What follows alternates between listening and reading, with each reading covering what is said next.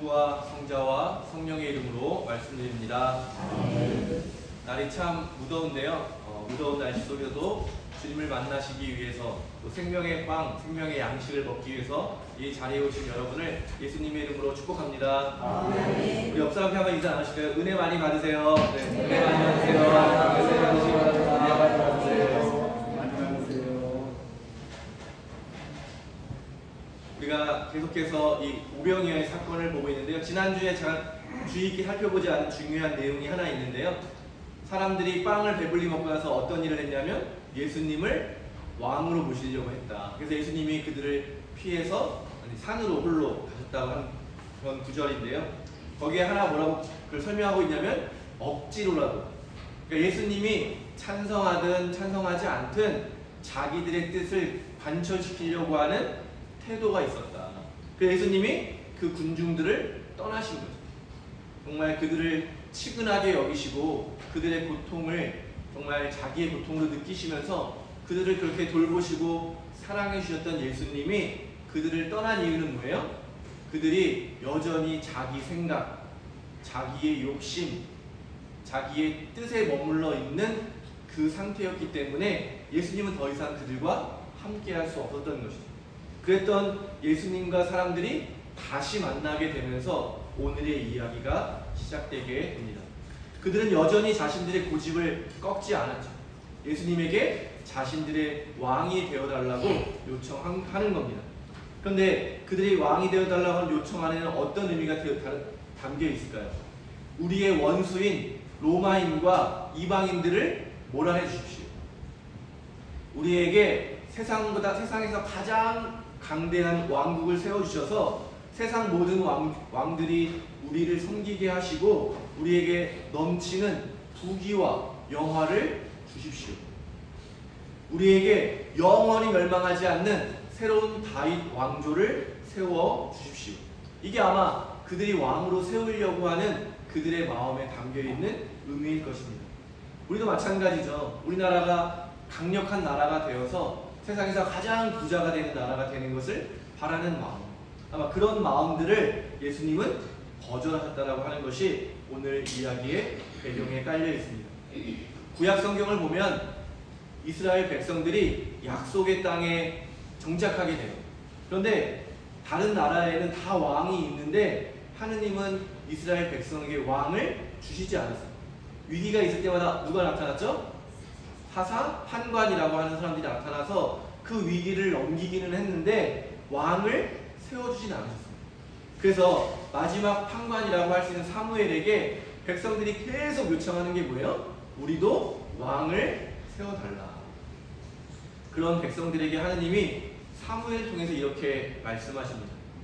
사무엘은 이렇게 일러주었다. 왕이 너희를 어떻게 다스릴 것인지 알려주겠다.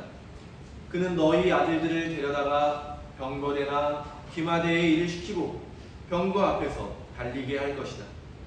천인 대장이나 50인 대장을 시키기도 하고 그의 밭을 갈거나 추수를 하게 할 것이며 보병의 무기와 기병의 장비를 만들게도 할 것이다. 또 너희 딸들을 데려다가 향료를 만들게도 하고 요리나 과자를 굽는 일도 시킬 것이다. 너희의 밭과 포도원과 올리브밭에서 좋은 것을 빼앗아 자기 신하들에게 줄 것이며 곡식과 포도에서도 10분의 1세를 거두어 자기의 내시와 신하들에게 줄 것이다.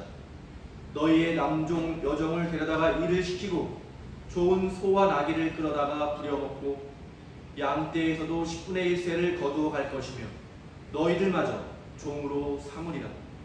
그때에 가서야 너희는 너희들이 스스로 뽑아세운 왕에게 등을 돌리고 울부짖겠지만 그날에 야훼께서는 들은 채도 하지 않으실 것이다.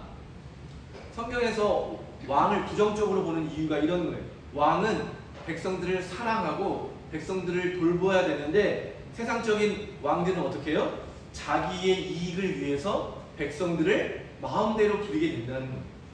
그러니까 세상의 왕들은 이처럼 군림하고 통치하고 착취하고 부리는 것이기 때문에 왕으로 세우려고 하는 것을 거절하신 예수님은 그런 질서를 거절하였다는 거예요. 그런데 어리석은 백성과 군중들은 뭘 원해요? 왕을 원하는 거죠. 자기를 착취하고 자기 것을 빼앗아갈 그 왕을 세워주길 바란다는 거예요. 왜 그런 어리석은 일을 할까요? 왜냐하면 나는 나약해 보이는데 옆에 나라를 보니까 왕이 있고 뭔가 굉장히 강력한 나라가 된 것 같으면 거기에 동화하고 싶은 마음이 있다는 거예요. 내가 저 나라의 백성이 되면 나는 가난해도 뭔가 대국의 일원이 된 것 같은 그런 헛된 마음이 우리를 어리석음으로 이끌어 간다는 것입니다. 근데 예수님은 그런 세상적인 질서를 완전히 거절하시는 거죠. 그래서 뭐라고 말씀하세요? 나는 너희들의 왕이 되지 않는다. 참된 왕이 무엇인지를 오히려 사람들에게 보여주시죠. 세상의 왕들은 군림하고 빼앗지만 참된 왕이신 우리 주 예수 그리스도께서는 섬김의 모습으로. 그래서 오늘 제가 주보의 그림을 뭐예요? 발을 닦아주시는 섬김의 모습. 스승이자 왕이신 예수님이 제자이자 백성들을 대해주시는 모습을 대표적으로 보여주시는 것이 바로 이런 섬김의 모습인 것입니다.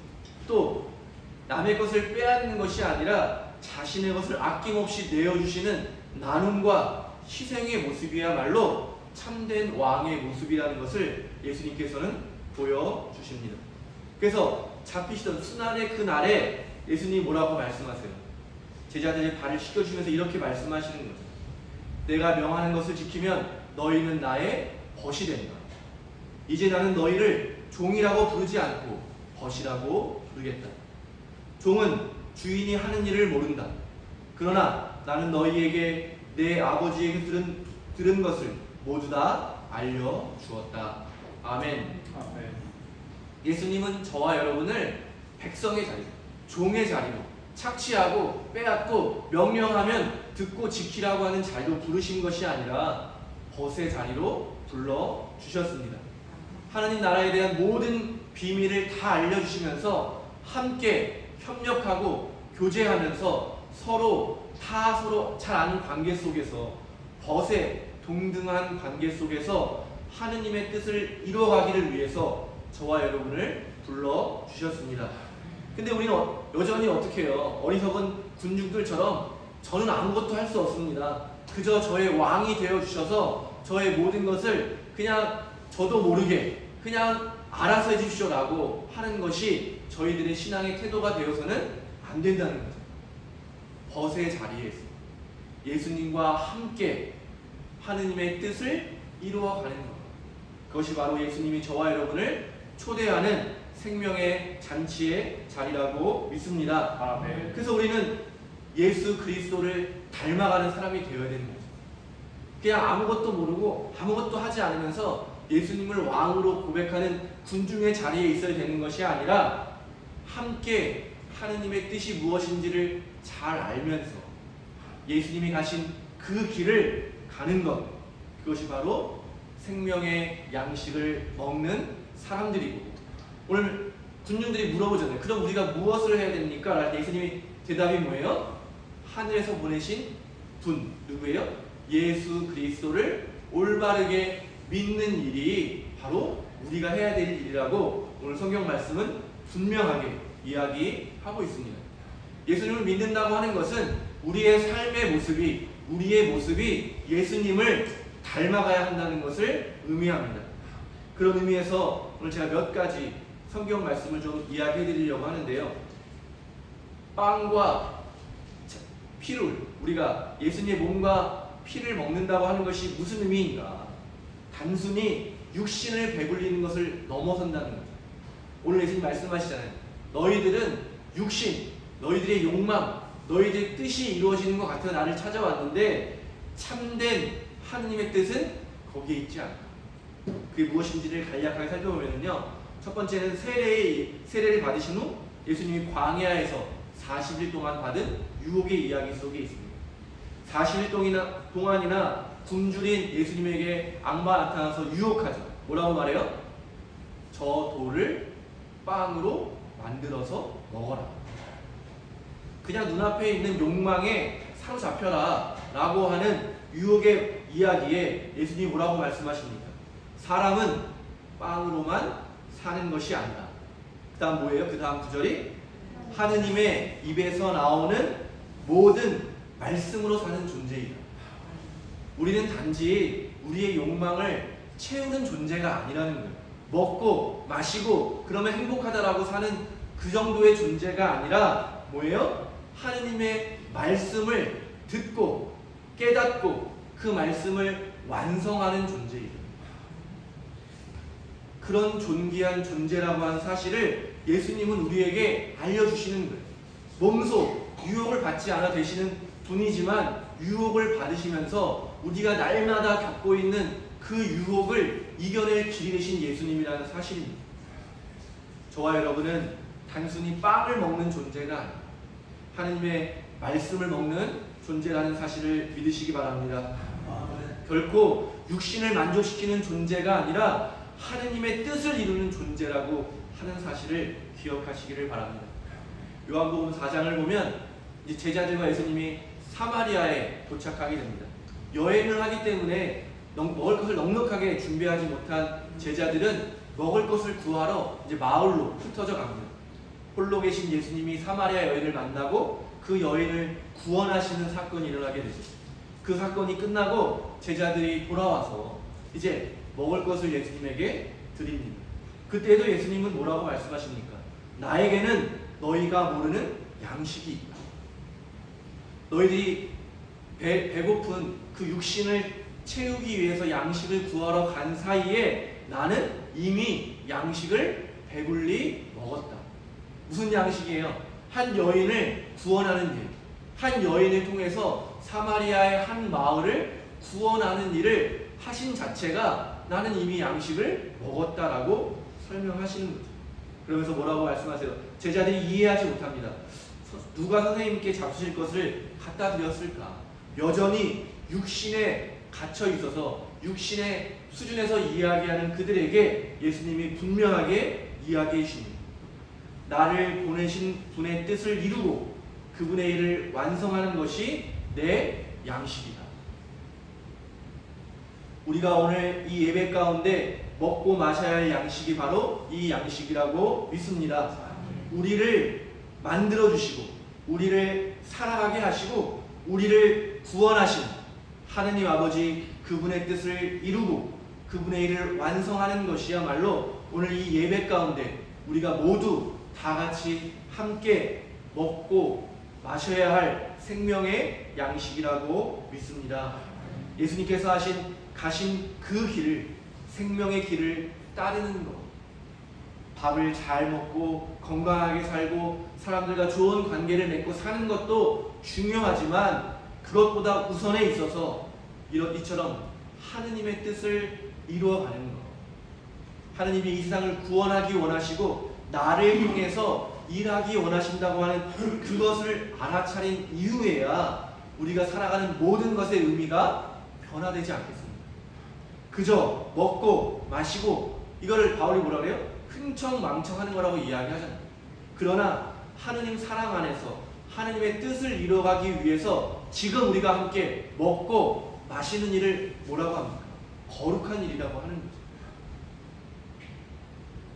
예수님을 그저 흉내내고 예수님을 지식으로 알아가는 사람이 아니라 예수님처럼 예수님을 닮은 모습으로 살아가시는 축복이 저와 여러분에게 있게 되기를 바랍니다. 온 세상을 구원하기 원하시는 하느님의 뜻이 이루어지는 그 축복이 우리 부천교회에 이루어지게 되기를 간절히 바랍니다. 마지막으로 예수님이 제자들에게 주신 마지막 계명이 무엇입니까? 우리가 어떻게 하나님의 뜻을 이루어갈 수 있는지 여러 가지 방법이 있겠지만 예수님이 제자들에게 주신 새로운 계명이 뭐예요? 서로 사랑해라. 다른 방법이 없다는 거예요. 예수님이 보여주셨잖아요. 작은 빵과 물고기만으로도 하느님의 사랑이 이루어질 때 얼마나 풍성해지고 남은 것이 12강들 정말 넘치도록 남았다고 하는 것. 사랑의 힘이 얼마나 위대한지를 사람들에게 보여주는 거예요. 그런데 군중들의 대답은 뭐예요? 사랑을 깨닫지 못하고 여전히 세상적인 방법으로 세상적인 그 지혜를 구하는 거죠. 왕이 되어주셔서 강력한 군대를 만드시고 강력하게 우리를 사용하셔서 우리를 강력한 나라가 되게 해주시오. 그러나 예수님은 그 길을 결코 받아들이지 않으시고 끝까지 사랑의 길로 행하셨습니다. 자기를 내어주시는 십자가의 길로 부활하셔도 부활하신 후에 제자들을 끝까지 사랑해 주시는 그 모습, 우리가 가야 할 길은 바로 이 사랑의 길이라고 고백합니다.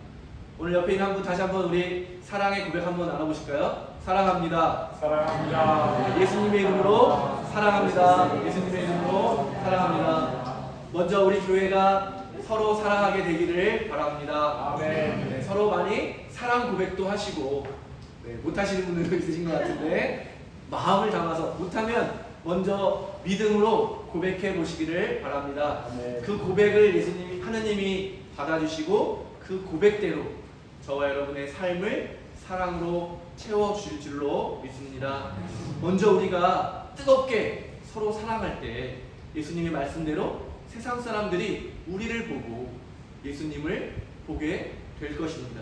우리가 먼저 뜨겁게 사랑할 때 그 사랑의 힘으로 배고프고 굶주리고 있는 사람들을 먹일 수 있는 양식이 우리 안에 넘쳐나게 될 줄로 믿습니다.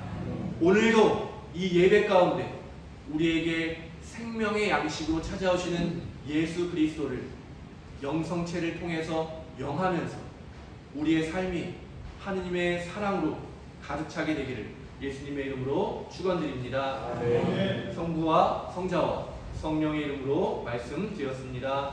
아멘.